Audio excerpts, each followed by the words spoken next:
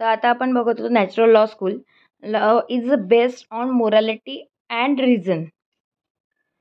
So आता ह्या natural law स्कूलमध्ये जे मेन ज्युरिस्ट आहे सिसेरियो, ॲक्विनस, लोक, ठीक आहे, जॉन लोक, तर यांचं काय म्हणतं लॉ इज बेस्ड ऑन, तो जो कायदा आहे तो मोरॅलिटीवरती आणि रिझनवरती बेस्ड आहे. So there is a higher moral law above man made law. तर जो हा कायदा आहे, ठीक आहे, तो हायर आहे. ती there is a higher moral लॉपेक्षा अबाव मॅन मेड लॉ, ठीक आहे.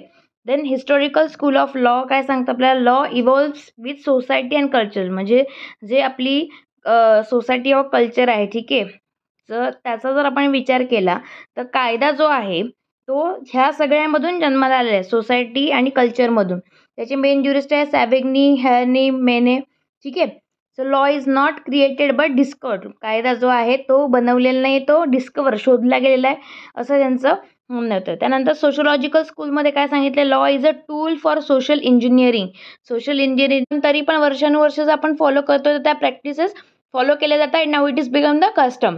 देन लेजिस्लेशन काय, laws made by legislature must, म्हणजे कायदा जो आहे, ठीक आहे, तो लेजिस्लेशन आहे, बरोबर, मोस्ट फॉर्मल सोर्स मानला जातो. Then judicial precedents, it is that decisions of court, कोर्टाचे डिसिजन्स जे आहेत, then that become a law, ठीक आहे. देन कन्व्हेन्शन्स जे आहेत, so unwritten rules followed out of tradition, म्हणजे असे काही रूल्स आहेत, ठीक आहे, जे फॉलो केले जातात.